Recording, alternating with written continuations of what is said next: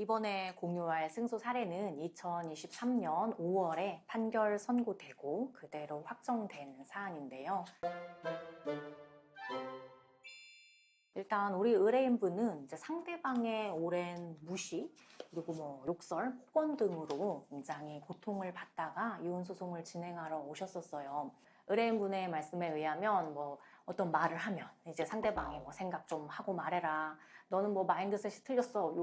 이렇게 말을 하고 경제적인 부분에서도 좀 일방적이고 이제 독단적이고 무시하는 게 있었다라고 하세요. 이제 상대방이 뭐 외벌이라고 하면 의뢰인분은 완전히 경제생활 안 하신 것은 아니고 뭐 일부나마 아르바이트라든지 이런 거를 한다고 했을 때 뭐 의뢰인분도 사실 아이들 교육비라든지 생활에 보탬이 되고 싶어서 열심히 하는 건데 뭐 네가 벌어봐야 얼마나 버냐 뭐 라든지 이런 식으로 항상 무시하고 냉대하고 이런 것들이 참 힘드셨다고 해요.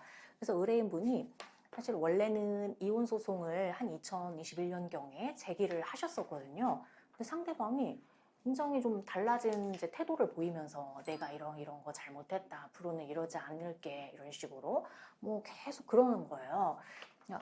그래서 고민을 하시게 됐죠. 상대방이 정말 달라질 수 있는 사람인 건가? 내가 이런 점이 힘들었는데 그러면 한번 다시 용서를 하고 잘 살아볼까? 이런 생각을 하셨던 거예요. 그래서 그때 바로 소를 취한 게 아니고 합의서를 별도로 작성하셨어요.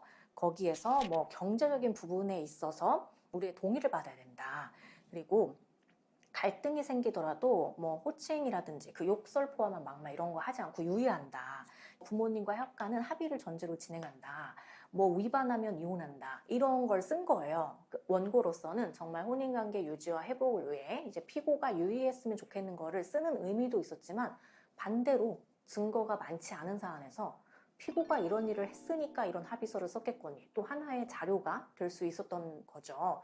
근데 그 이후에 상대방이 얼마 가지 않아 예전처럼 다시 돌아간 거예요. 또 욕설을 한다거나 폭언을 한다거나 무시를 한다거나 특히나 경제적인 부분에 있어서 독단적으로 결정하지 않기로 해놓고서 본인의 본가에 막 상당한 액수를 마련해서 이제 보낸다든지 이런 것들이 있으면서 원고가 그때 여러 가지 말씀 잘 해주신 거 이제 들었지만 그래도 뭐 속는쌤 한번 믿어보고 싶었는데 참 이렇게 되었다 해서 다시 이제 소를 진행하신 게 된 것이고요.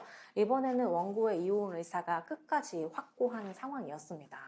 이에 대해 피고는 또다시 기각 주장하면서 뭐 이런저런 주장을 이제 지속적으로 하게 되는데요. 재판부에서 결론적으로 이혼을 이제 인정하는 판단을 하셨습니다.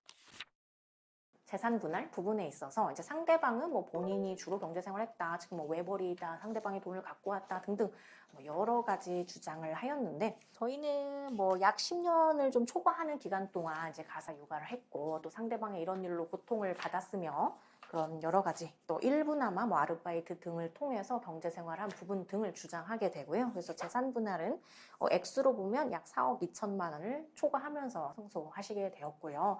또 이제 양육비 부분인데 양육비는 통상 장래 양육비 앞으로 매월 얼마씩 지급할 것이냐 여기에 대해서 판단을 하게 되고요. 또는 사안에 따라서 저희가 과거 양육비를 청구하게 되면 그것에 대해서 판단을 하기도 합니다.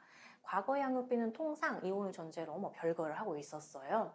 그런데 이혼 소송이 제기되고 법원에서 소송 중에 임시로 얼마를 지급하라는 사전처분 결정이 나기까지 아예 지급하지 않는 경우가 있게 돼요. 상대방이.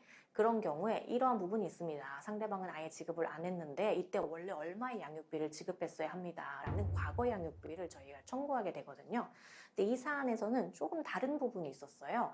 상대방이 아예 지급하지 않은 게 아니고 즉 영원이 아니고 일부나마 본인 나름대로 지급을 한 거예요. 그러면 법원에서는 그래도 지급은 됐네 라고 해서 과거 양육비 판단에 소극적인 경우가 있는데 이제 저희가 그때 임의로 지급한 금액은 상대방이 응당 지급했어야 할 금액에 비해 적다. 그래서 그 차액 부분을 과거 양육비로 인정해달라는 주장을 적극적으로 하게 되었고 본 재판부에서 그것을 받아들여서 과거 양육비에 대해서도 이제 판단을 하셨고요.